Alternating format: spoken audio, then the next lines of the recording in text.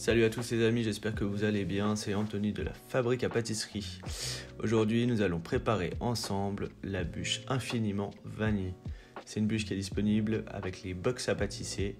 Vous retrouverez tout le matériel nécessaire et les ingrédients pour réaliser cette recette. Allez, on commence tout de suite. Nous allons éplucher nos 4 poires. Donc ici on utilise des poires Conférence et des poires qui sont légèrement acides, qui vont permettre un équilibre juste avec le sucre.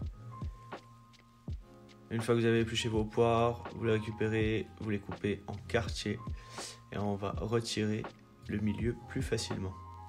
Surtout le milieu, vous ne le jetez pas. On l'utilise soit pour réaliser un coulis ou encore une compote pour le goûter. Allez, on passe rapidement tout ça. Hop, une fois que vous avez récupéré vos poires, vous allez les tailler en petits cubes de 5 mm de côté. Donc surtout, j'insiste bien sur la taille, il faut être ultra régulier pour avoir une cuisson qui va être uniforme. Allez, après, dans une casserole, on va faire le sirop d'érable. On chauffe légèrement, on ajoute les poires. On va démarrer la cuisson, ici on est sur une plaque à induction, on va démarrer la cuisson à 7 jusqu'à la première ébullition et une fois que ça bout, on va diminuer le feu à 3 pour laisser compoter tranquillement. Donc là on utilise du sirop d'érable pour rester dans le thème, après si vous utilisez autre chose, vous pouvez très bien mettre un peu de sucre au fond, le laisser caraméliser légèrement et ajouter les poires ensuite. Donc surtout, de temps en temps, n'hésitez pas à bien regarder la cuisson de vos poires, on contrôle. Parce que si c'est trop cuit, ça va faire une compote, c'est pas les faire chercher. On cherche quand même à ce qu'il y ait un peu de morceaux de fruits encore présents dans la recette. Allez, on passe ensuite au biscuit viennois. C'est un biscuit qui va être ultra léger, ultra moelleux. C'est le top du top. Donc pour ça, on récupère tous les ingrédients. Ils seront disponibles dans la description sous cette vidéo et pour ceux qui sont abonnés à la box du pâtissier, ils seront disponibles dans le e-book. Vous avez en plus de ça la petite légende qui apparaît sur l'écran directement. Donc là les quantités, c'est les quantités exactes pour réaliser une bûche de 6 à 8 personnes. Allez, dans un cul de poule, on va ajouter les sucres, donc on ajoute le sucre blanc. Vous pouvez utiliser si vous voulez du sucre brun, c'est vous qui choisissez. On ajoute le sirop d'érable, on reste dans le thème. Si jamais vous voulez ne pas utiliser le sirop d'érable, vous pouvez ajouter la même quantité de sirop d'érable, c'est-à-dire 50 g pour cette recette, en sucre blanc. On ajoute ensuite les jaunes d'œufs et on va blanchir. Donc blanchir, c'est un terme technique qu'on utilise en pâtisserie ou en cuisine. Ça veut simplement dire qu'on va mélanger le sucre et les jaunes d'œufs jusqu'à l'obtention de blanchiment de la préparation.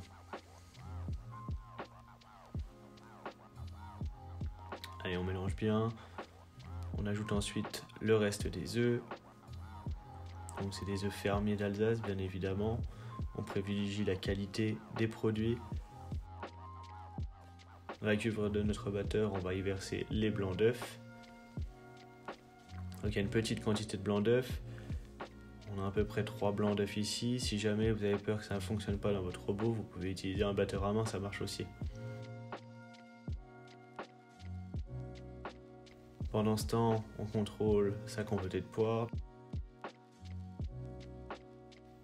On va ensuite la débarrasser et la réserver au frigo. On va laisser refroidir tranquillement sur le côté.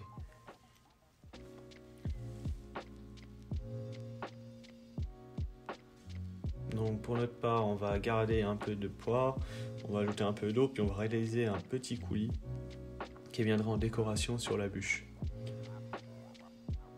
Donc il suffit de 1 ou 2 cuillères à soupe de poire, on y ajoute 2 cuillères à soupe d'eau, on va mixer l'ensemble.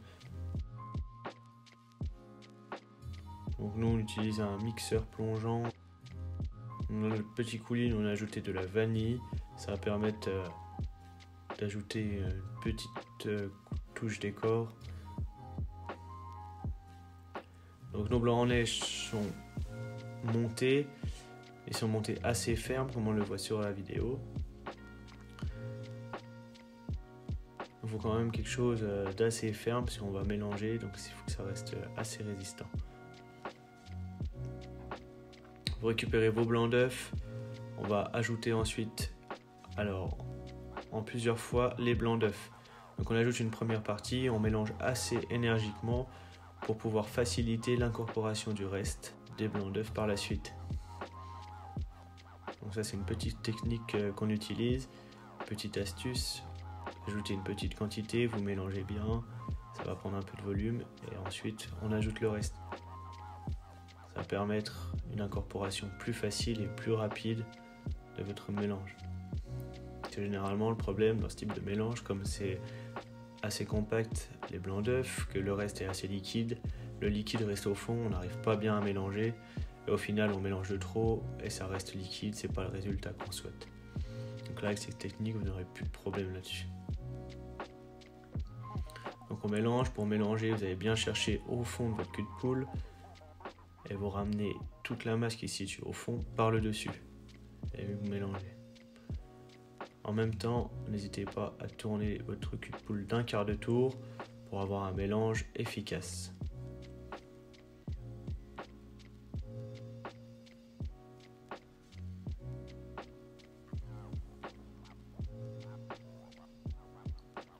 Ensuite, on va ajouter la farine tamisée. Donc, on va tamiser la farine pour éviter d'avoir des grumeaux dans notre préparation et on va remélanger. Donc toujours pareil, en allant chercher bien au fond, en ramenant sur les côtés et en tournant notre cul de poule d'un quart de tour à chaque fois.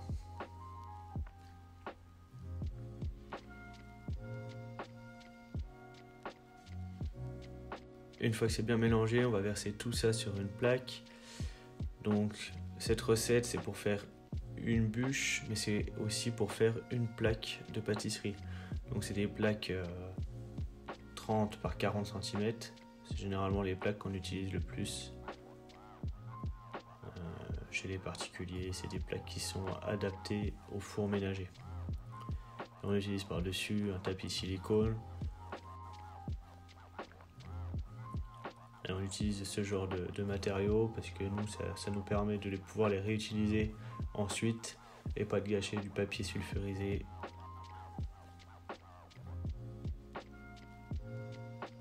Donc on répartit bien l'appareil sur toute la plaque. On va essayer d'obtenir un rectangle, quelque chose d'assez propre.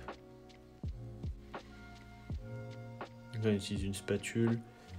Si vous n'avez pas de spatule à la maison, vous pouvez utiliser ce qui s'y apparente ou alors le dos d'une cuillère à soupe. Après, le mieux reste d'utiliser une spatule, je ne vais pas vous le cacher. Bon, c'est une cuisson qui est assez rapide. On est à 170 degrés pendant 12 minutes environ. Bien sûr, je vous parle de ça, c'est pour notre four. N'hésitez pas à vérifier de temps en temps la cuisson. Il faut que le dessus soit légèrement doré. Il ne faut pas que le biscuit soit trop cuit parce que sinon il sera impossible à rouler ensuite. Ensuite, on va réaliser notre glaçage au chocolat. Le glaçage au chocolat, il faut le réaliser. Au niveau des ingrédients, on aura bien sûr de l'eau, du glucose, du chocolat blanc et un peu de lait concentré. Le lait concentré, ça va permettre d'obtenir quelque chose d'assez opaque.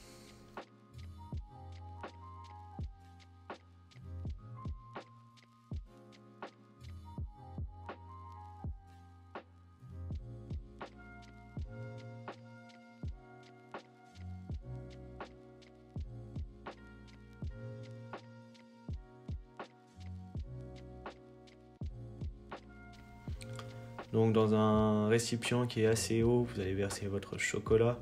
Pas besoin de le faire fondre, vous le versez directement comme ça. Vous versez par le dessus le lait concentré et votre gélatine ainsi que votre vanille qui ont été réhydratés. Dans notre casserole, on va verser le sucre, le glucose et l'eau. On va porter le tout à 103 degrés.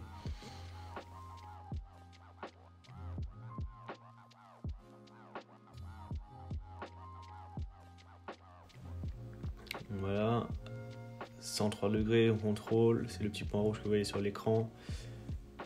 Le sirop est à 103 degrés, on le verse sur le chocolat, la gélatine et le lait concentré. On va ensuite mixer le tout à l'aide d'un mixeur plongeant. Donc quand vous utilisez le mixeur plongeant pour réaliser cette recette, surtout ne soulevez pas votre mixeur plongeant. Le but c'est d'ajouter le moins d'air possible à vos glaçages et c'est ce qui sera le plus lisse possible.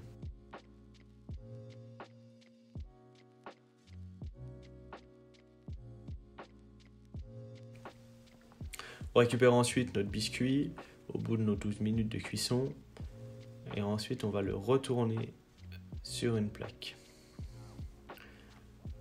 Donc bien sûr vous le laissez tiédir, vous pouvez le laisser refroidir si vous voulez. Et là maintenant il va falloir retirer donc, le papier silicone délicatement. Donc, si vous allez trop fort, vous allez déchirer votre biscuit. Là on veut quelque chose qui va être assez uniforme. Donc on y va tout doucement.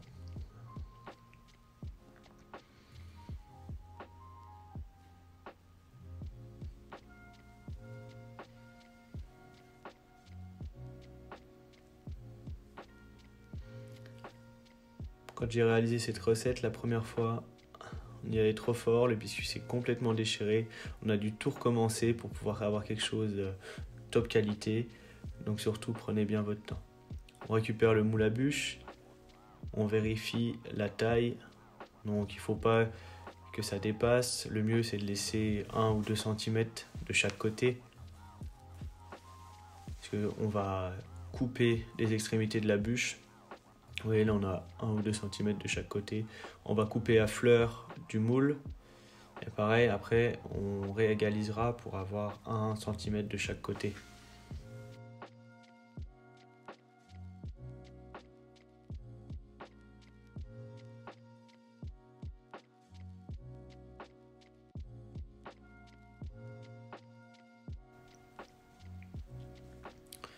Vous mettez votre biscuit de côté, on va ensuite réaliser l'insert de la bûche. Donc l'insert de la bûche, c'est le biscuit roulé avec imbibé au sirop d'érable, avec la petite compotée de poire vanille qu'on a réalisée. Donc pour ça, nous on veut quelque chose de ultra régulier. On va couper les côtés de notre biscuit, on va ensuite l'imbiber à l'aide de sirop d'érable. Si vous n'avez pas de sirop d'érable, vous voulez faire la recette sans sirop d'érable, vous pouvez utiliser un sirop classique. Vous faites bouillir 100 g d'eau avec 40 g de sucre, ça va permettre d'imbiber un peu le biscuit. Vous badigeonnez ensuite à l'aide d'un pinceau et ça va permettre d'avoir un biscuit encore plus souple pour pouvoir le rouler assez facilement. On ajoute notre compotée de poire. On essaye d'être assez généreux. Si on n'avait pas assez de poire, vous pouvez en rajouter. Les recettes et les quantités qu'on donne sont des recettes pour réaliser une bûche de 6 à 8 personnes. Après, si vous voulez réaliser une bûche de 8-10 personnes ou plus, c'est à vous d'adapter les quantités en faisant des calculs savants. Donc on répartit bien la compotée de poire sur tout le biscuit. Surtout quand vous étalez la compotée de poire, n'allez pas jusqu'au bout du biscuit, on laisse un petit espace de 3 cm.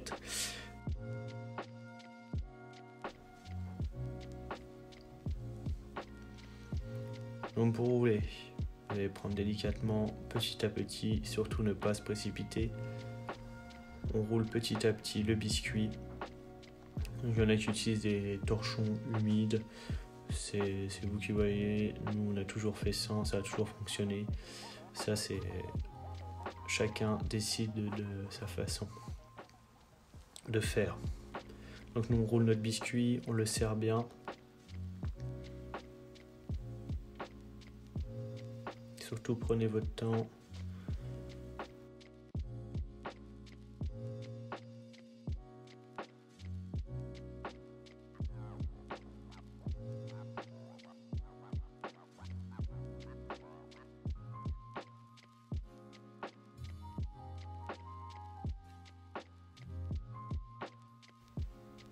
Et voilà. On a un insert roulé, biscuit viennois au sirop d'érable, la compotée de poire. On va ensuite le filmer et on va ensuite le congeler. Donc on va le congeler parce que c'est quelque chose qui sera plus simple à utiliser par la suite.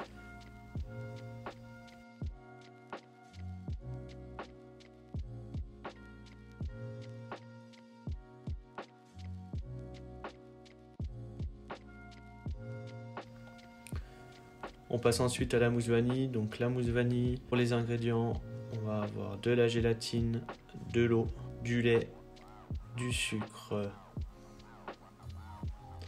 des jaunes d'œufs, un petit peu de mascarpone pour apporter un peu d'onctuosité, de la crème et bien sûr de la vanille.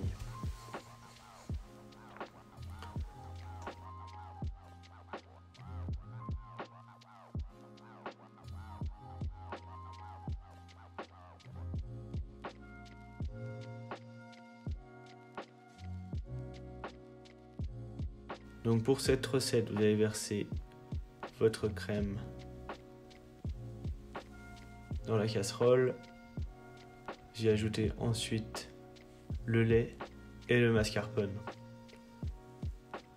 Mascarpone, fromage italien classique, connu et reconnu pour la réalisation des tiramisu entre autres. C'est un fromage qui est assez riche, donc très bon, mais il ne faut pas trop en abuser. Vous ajoutez ensuite la vanille et puis on va laisser tiédir tout ça pour laisser infuser la vanille. On portera le tout à la fin à ébullition. Si on va réaliser une crème anglaise. Donc nous on va laisser infuser à 3 pendant 1 heure à peu près pour donner un bon goût de vanille à la mousse. Ce qu'il faut savoir, c'est que plus vous allez laisser votre vanille infuser dans votre lait ou votre crème, en chauffant bien sûr, plus elle donnera de goût. Dans votre cul de poule, vous versez ensuite vos jaunes d'œufs. J'ai ajouté le sucre blanc et on va à nouveau blanchir tout ça. Donc je rappelle, blanchir, c'est simplement le fait de mélanger les jaunes d'œufs avec du sucre et d'apporter une petite couleur blanche à votre préparation. C'est un terme technique qu'on utilise en pâtisserie ou en cuisine, que vous retrouvez généralement dans beaucoup de recettes.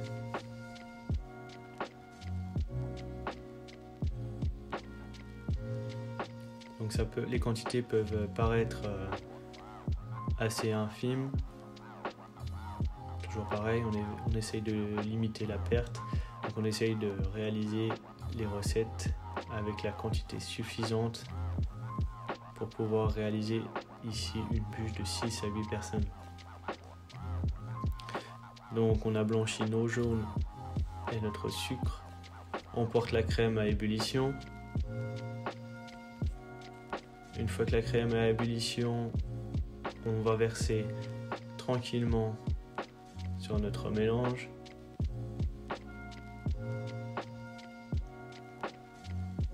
Et on va fouetter l'ensemble.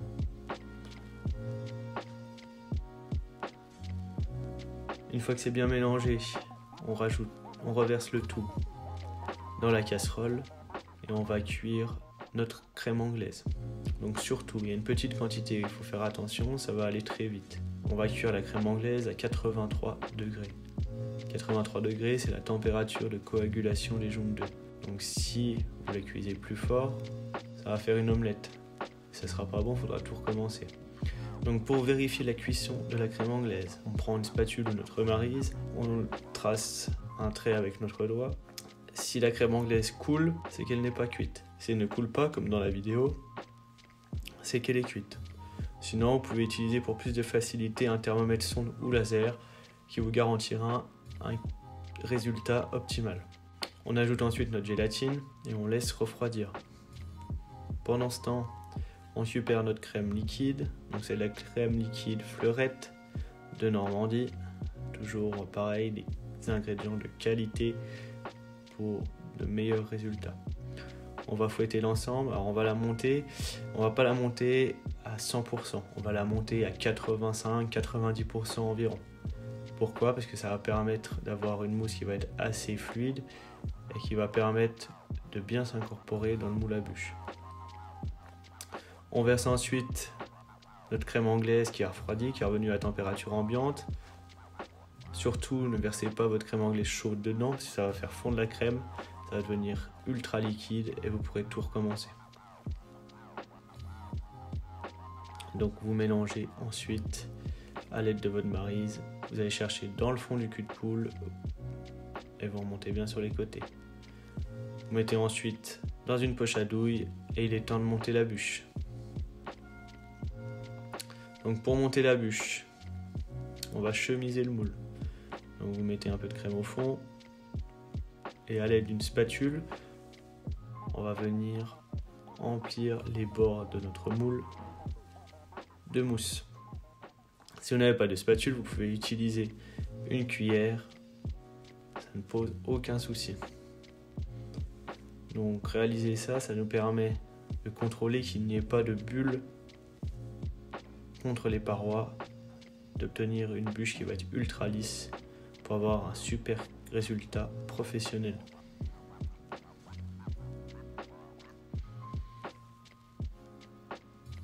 Donc voilà, chemiser, simplement recouvrir tout le moule de crème. Vous récupérez ensuite votre biscuit. Donc pour rappel, nous on a congelé notre biscuit. Vous le récupérez, vous retirez le film. Vous vérifiez bien la taille de votre insert. Laissez toujours 1-2 cm de chaque côté. Et vous le placez bien au milieu. Vous enfoncez légèrement votre insert. Surtout faites attention de ne pas le faire dépasser par en dessous. On va compléter notre moule avec la mousse à la vanille. Donc c'est une recette qui est assez simple, une recette qui est accessible à tous, amateurs, débutants, confirmés.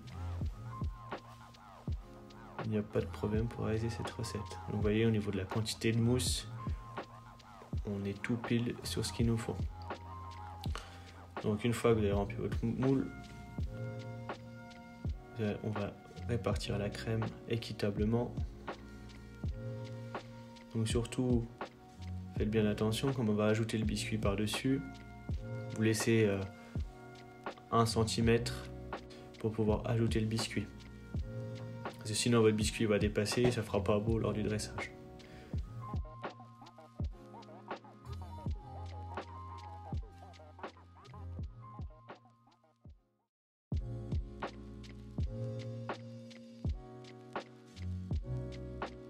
Vous récupérez votre biscuit. Donc ici notre biscuit est trop grand, on va recouper les extrémités pour avoir quelque chose de carré.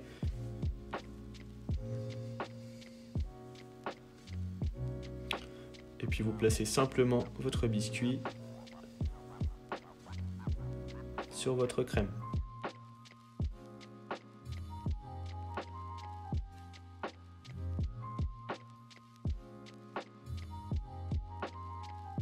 Vous lissez bien les contours. Vous retirez l'excédent de crème.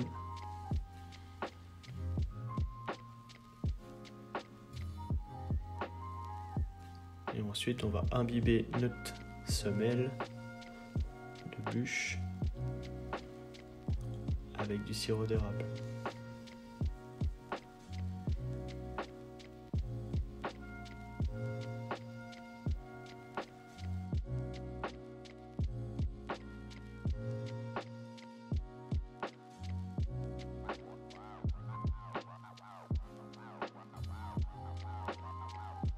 On va ensuite réaliser notre ganache montée. Donc on réalise une ganache montée au chocolat blanc. C'est une recette qui est tirée des essentiels Valrhona. Donc Valrhona qui est la célèbre marque de chocolat. Donc on porte à ébullition notre crème. Donc il y a deux pesées de crème. Faites bien attention, on va utiliser la plus petite pesée de crème. On y met avec le miel et le sirop de glucose. On porte le tout à ébullition et on verse ensuite sur les palets de chocolat blanc.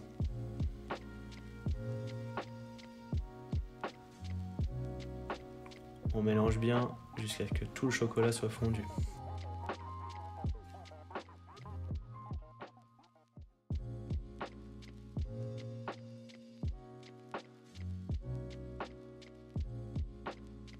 Une fois que le chocolat est fondu, on va ajouter la deuxième quantité de crème froide cette fois-ci. On débarrasse et on place ensuite le tout au réfrigérateur pendant 6 à 12 heures. Donc c'est au minimum 6 heures pour avoir un résultat de qualité. Allez, on arrive au jour où il est temps de décorer la bûche. Donc vous démoulez votre bûche. Donc soit vous arrivez à la retirer comme ça, soit une petite technique. Prenez votre bûche et vous la passez sous une eau tiède, ce qui va permettre d'avoir un démoulage plus facile. S'il y a un peu d'excédent de mousse, n'hésite pas à l'enlever. Je vous rappelle, on veut un résultat de qualité. Donc on prend avec la lame d'un petit couteau, on va venir gratter pour retirer l'excédent de mousse. Donc le but c'est de bien congeler la mousse. Plus elle sera congelée, mieux le glaçage prendra dessus. Donc dans votre box à pâtisser, vous avez des moules pour réaliser ce qu'on appelle les nœuds de bûche et les embouts de bûche de chaque côté. Nous, on a décidé de ne pas les faire et de laisser notre insert visible. Donc pour ça, on va couper les extrémités et pouvoir retrouver notre insert visible de chaque côté. Ensuite, préparez 2 petits réhausseurs. Vous pouvez faire ça donc sur le plan de travail directement comme nous, en mettant du film.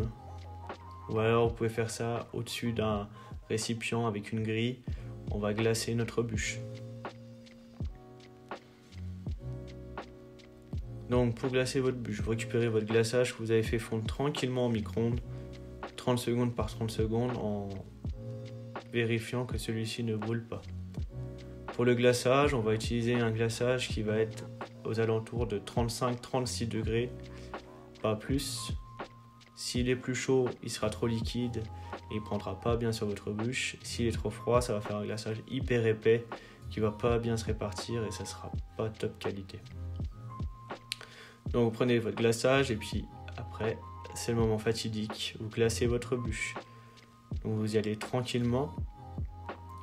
C'est pour ça que votre bûche doit être bien froide, parce qu'avec le froid de votre bûche, la gélatine va commencer à prendre et c'est ce qui va faire prendre votre glaçage par le dessus. Regardez-moi ça, un beau glaçage, bien blanc, bien vanillé. Voilà. Vous vérifiez bien de chaque côté qu'on n'avait pas de trou de glaçage. Ça peut arriver en bas de la bûche, il y ait des trous. Donc surtout, vérifiez bien et complétez en reversant du glaçage dessus si besoin.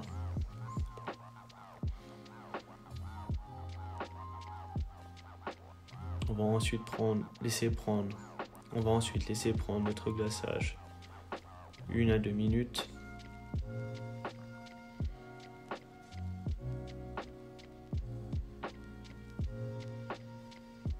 Une fois que c'est pris, vous récupérez votre bûche à l'aide de spatule et vous le placez sur votre support en carton.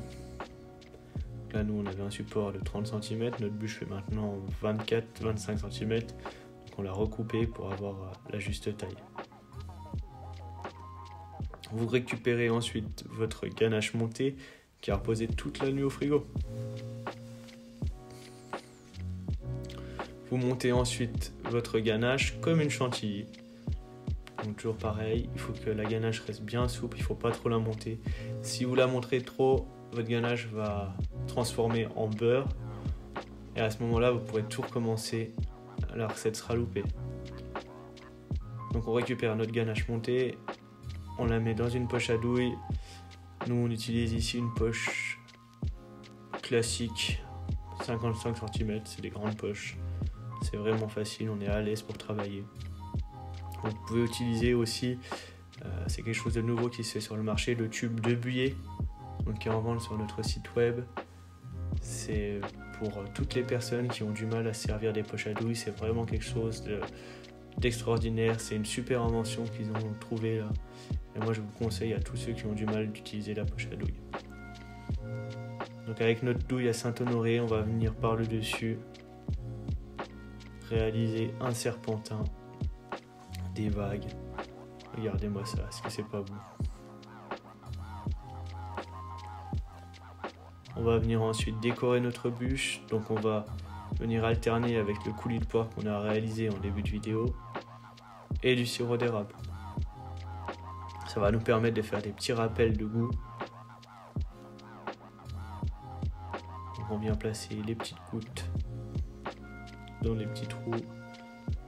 Alors après vous choisissez la quantité, vous êtes libre de ne pas en mettre si vous voulez. On met ensuite notre petit sirop d'érable.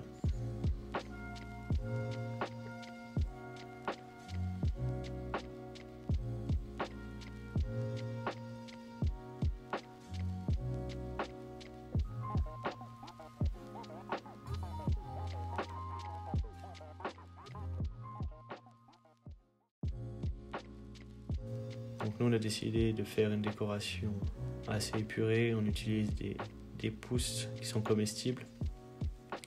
Donc c'est des pousses qu'on achète dans les magasins professionnels. Si vous le désirez, je sais qu'une grande chaîne de marché en France en commercialise. Pour les avoir déjà testés, je peux vous dire que c'est de la bonne qualité, donc vous pouvez vous y aller et vous en fournir les yeux fermés. Vous avez sinon, pour tous ceux qui ont la box, des décors qui sont fournis avec, donc des anneaux en chocolat et puis des petites billes cuivrées.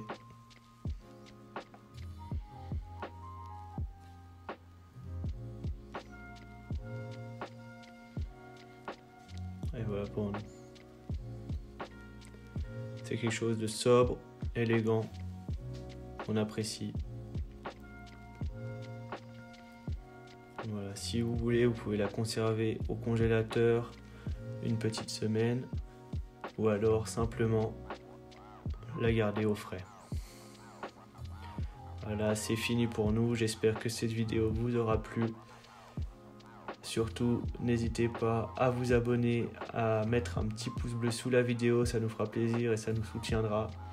Pour tout ce qui est des ingrédients, du matériel, n'hésitez pas à faire un petit tour sur notre site fabriqueapatisserie.com. Et sur ce, on se dit à bientôt. Allez, ciao ciao.